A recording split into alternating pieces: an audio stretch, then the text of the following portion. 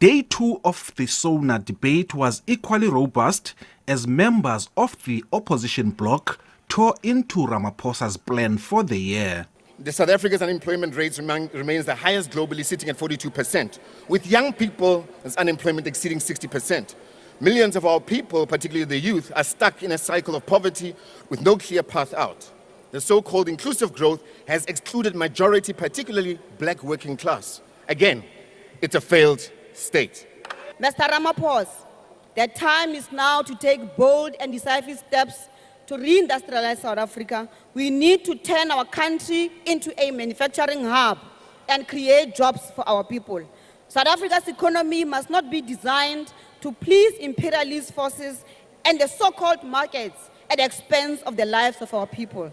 South Africa has lost its preferential investment destination status on the continent, and the loss of AGOA would contribute to a reduction of market confidence at a time when our economy is struggling to grow at acceptable levels and that can cause it to create much needed jobs. Other members of the GNU welcomed the president's plan with some reservations, with the ANC coming to the president's defense. Our monopolistic finance sector must fund the industrialization of our economy so we can create well-paying jobs and transform our society. Now, before the DA experienced blue light, they were as treasonous as the racist AfriForum and Solidarity in lobbying and misinforming Washington on what is happening in South Africa. They even wrote a letter to Washington claiming that our well-respected IEC was going to rig elections and Americans themselves must come and observe our democratic elections. The feasibility of the national health insurance also came under the spotlight. The thing that gives us stomach aches is the completely failed public health system that you oversee, where people go to public hospitals to go get help and they come back in coffins. And your intention to confiscate the medical aids to which millions of South Africans have contributed all their lives. Our problem is not finance in health. We're spending enough of the GDP.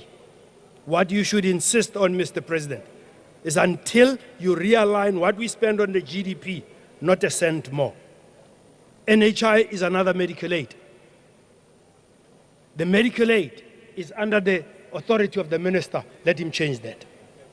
Strengthening the healthcare system and implementing NHI are not mutually exclusive.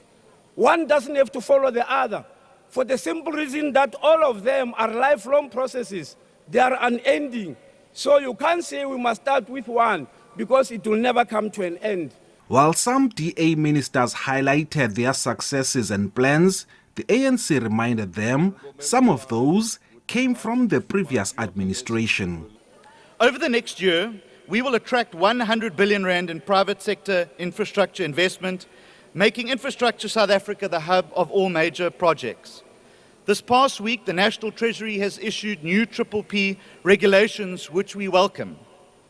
We will also launch a special projects unit to fast-track infrastructure projects and revive failed initiatives across the country. I want to say to Honorable McPherson that it appears that your relationship with the truth is that of hostility and antagonism. So the agenda of the Infrastructure South Africa, the investment book, was generated during the 6th administration. I think the decent thing that you can say is that you want to accelerate the pace of implementation. Meanwhile, Ramaphosa says an electricity infrastructure finance plan will be unveiled soon. On the electricity front, we make the point that the state sovereign balance sheet is weak, the ESCOM balance sheet has been eroded. We need to design instruments that helps us to ensure that there's accelerated private sector investment. We need to modernize and grow the transmission by over 14,000 kilometers in the next 10 years. We need about 450 billion rands. We have designed an instrument, President. We'll be introducing that instrument to the country in the next 5 weeks. The president will respond to the debate on Thursday afternoon. Ulelani Philip, SABC News, Parliament.